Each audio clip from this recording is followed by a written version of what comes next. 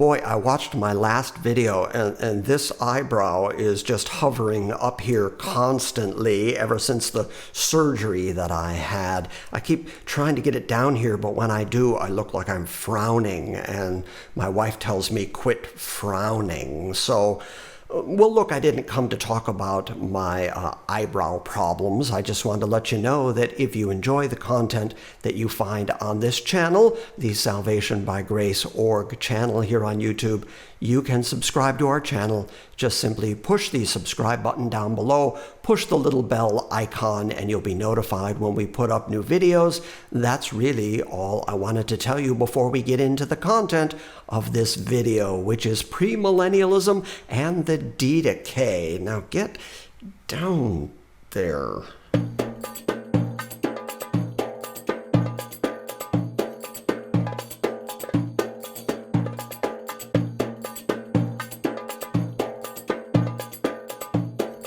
People contact me occasionally and they'll say to me, Jim, I like the fact that you're Reformed, that you hold to the tulip doctrines, that you believe that God is sovereign, and that salvation is the result of God's gracious election.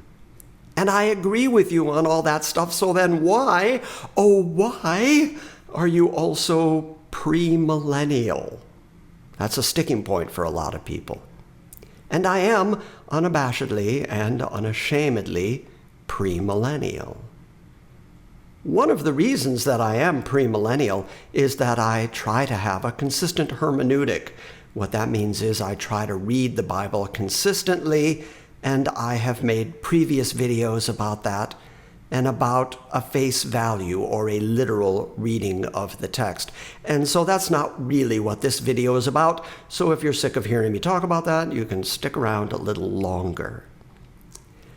I think that in the process of trying to find the truth of the Bible, it's important that we get as close as we can to what the original apostles taught. So that brings us to the Didache. The Didache just means the teaching. It is sometimes known by the title of the Teaching of the 12 Apostles. It is sometimes known as the Teaching of the 12 Apostles to the heathen or to the Gentiles. But mostly it's just known as the Didache. Now, the Didache was known very early on. In fact, Eusebius talks about it in his ecclesiastical history. In book number 3, chapter 25, he refers to it as the institutions of the apostles. So it was around very early in the history of the church. But it was only recently, in the 1800s, that copies in Greek and then ultimately copies in various other languages began to be discovered in various places under various circumstances. And so we're now familiar with the teaching of the Didache. Now, the Didache was written very early.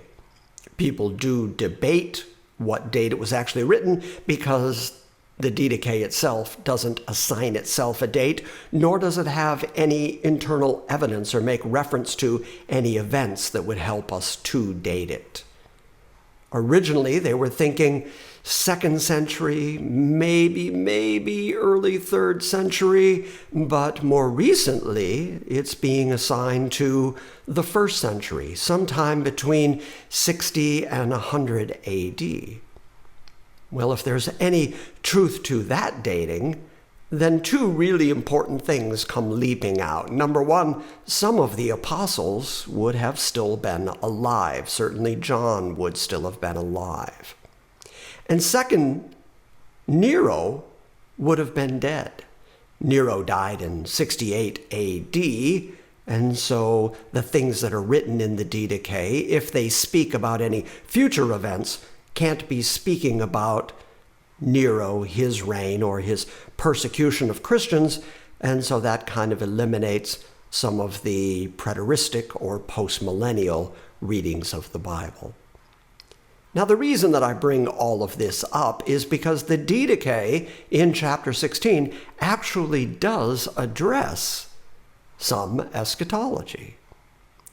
It's not terrifically complete, it's not terrifically detailed, but the basics are there. The Didache, all the way through, is very dependent on Matthew's writing. It probably sprang up out of the same oral tradition or out of the same community as the book of Matthew because of the similarities between Matthew and the Didache. As a consequence, the eschatological section of the Didache sounds a lot like Matthew 24, but it also shows us what the early church thought and believed eschatologically. Now, the Didache is kind of broken down into parts, into sections. Originally, it talks about two ways, the way of evil and the way of good. And then there are instructions about how to do communion, how to do baptisms, how to do church services, how to get together and have the Eucharistic Thanksgiving meals together. And it addresses things like false teachers or food that is offered to idols. A section of it is concerning teachers, apostles, prophets, how to tell a genuine teacher or prophet from a false one by the way he conducts himself among you and the things that he says, how the church should receive Christians, how they should support genuine prophets, and how they should assemble every Lord's Day. As a consequence of this compendium of instructions, people have postulated that it may have originally been written as sort of a guide, sort of a catechism, sort of an instruction for more rural churches, churches that were out in the country, church gatherings, assemblies that weren't connected directly to larger church bodies in the cities. Or it may also have been written, some people have postulated, to give a defense of the church and explain what the church does when it gathers in order to convince the state that the church is no threat to the state. Either way, it's well worth reading so that we get some sense of what the early church did, what they thought, what they agreed on, what they apparently taught. And one of the things they taught was eschatology. So we're going to read chapter 16 of the Didache. I'm going to be looking at apostlescreed.org. Chapter 16 of the Didache is about watchfulness and the coming of our Lord. Verse number 1, watch for your life's sake. Let not your lamps be quenched, nor your loins unloosed. But be ye ready, for you know not the hour in which your Lord cometh. But often shall ye come together, seeking the things which are befitting to your souls. For the whole time of your faith will not profit you, if ye be not made perfect in the last time. For in the last days false prophets and corrupters shall be multiplied, and the sheep shall be turned into wolves, and love shall be turned into hate. For when lawlessness increases, they shall hate and persecute and betray one another. And then shall appear the world deceiver as the Son of God, and shall do signs and wonders, and the earth shall be delivered into his hands, and he shall do iniquitous things, which have never yet come to pass since the beginning.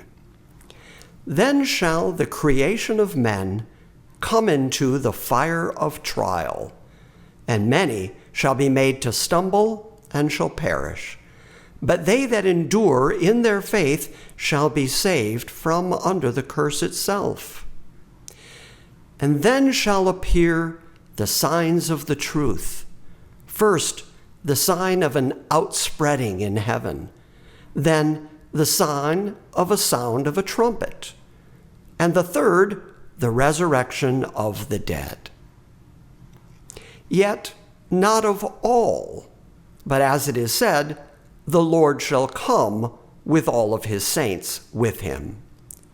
Then shall the world see the Lord coming upon the clouds of heaven. So did you follow the order of events that the Didache lays out? First, a world deceiver is going to come on the scene.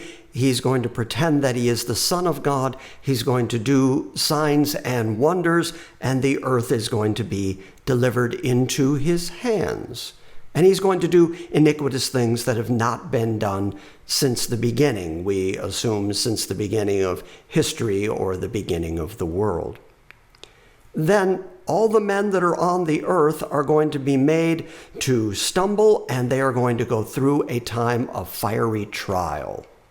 Matthew just calls it the Great Tribulation, thlipsis megas. And so the Didache says that men are going to have to go through that same period of trouble and fiery trial, but those that are consistent in their faith are going to persevere all the way through that time of trouble. And then there's going to appear signs in the sky, signs in the heavens, or specifically the sign of the return of the Son of Man. Jesus says that after the sun and the moon stop showing their light, that the Son of Man's light, his sign, is going to be in the heavens. Everyone's going to see it. It's going to be like lightning flashing across the sky from the east to the west. Everyone's going to behold it. But one of the other signs is the sign of a trumpet, the sound of a gathering trumpet. I know I'm reading a little bit into that, but Paul, when referring to our gathering to meet the Lord in the air, says that it's going to be accompanied by a trumpet. That trumpet language is consistent in talking about the time when the church is gathered to Christ. There's also going to be the sign of a trumpet. And third, there's going to be a resurrection from the dead, but the writer of the Didache said, but not all the dead, just some of the dead, because it says that when Christ returns, he returns with his saints. So therefore, I think the writer of the Didache is just logically saying, therefore, we know that this resurrection, this trumpet call that brings the bride of Christ to Christ, must occur prior to his coming back finally, because the saints come back with him. Yet not all, they say, but the Lord shall come with his saints with him. And then finally, then the world is going to see the Lord on the clouds of the heavens. That's the return of Christ to the planet, and of course the saints are with him. Now, I recited that again simply to say which scheme, which millennial scheme does that fit with? Because that certainly doesn't fit with the amillennial scheme. The preterist wouldn't agree with that. Of course, the preterists would say that everything that was predicted in the Bible happened during the time of Nero, which is why I said it's important to recognize that this was probably written after Nero, after Nero's death. And postmillennialists would agree that everything has pretty much happened by 70 AD and that Christ returned in 70 AD, but here it's talking about the whole world being engulfed by the transgressions of this Antichrist character, this world ruler character. And so that doesn't fit the postmillennial scheme. So if you just read the Didache and understand that this is what the earliest church believed, and importantly, if you understand that this is what the church also says is the teaching of the apostles to the heathen, to the Gentiles, then this is a really good way to get as close to the original apostolic teaching on eschatology as you can possibly get.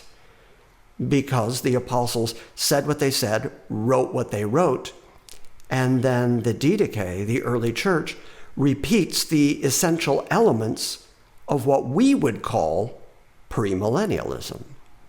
And importantly, what the Didache says just does not fit amillennialism or postmillennialism or preterism. So Jim, why are you premillennial? Well, for all these kinds of reasons. because of trying to have a consistent hermeneutic, because of trying to read the Bible in the same manner all the way through, understanding that on a face value reading of the Bible, we do know figures of speech when we see them. We understand metaphors, we understand similes, we understand that some things are symbolic. But in order to even understand the symbol, first you have to know what the symbol is, and the only way you can know what the symbol is to read the words on the page, and so that's what I'm calling a face value reading of the Bible. Take it for what it says, understand it according to what it says. We know that Jesus is not a door. We get it. We understand figures of speech when we see them. Okay, so consistent hermeneutic, and then trying to get as close as we can to what the actual apostles taught. And it's just a fact of history that what is called chiliasm, or premillennialism, was apparently the most common understanding of what the apostles taught. It wasn't until later, during the time of Augustine, during the time that the Bible started to be allegorized, then you find these other eschatological schemes beginning to rise up. But I am premillennial, unabashedly and unashamedly so, because I am convinced that that's what the Bible teaches, and that's what the early church appears to have believed, and that's certainly what the earliest catechism, the Didache, is teaching. So, I hope that helped a little. I hope that answered the question, why, oh why, Jim, are you premillennial? Well, it's for all the reasons above. Okay, I hope next time that I see you, we'll be talking about allegory and Paul's use of the word allegory. I'll see you next time. Thanks for tuning us in.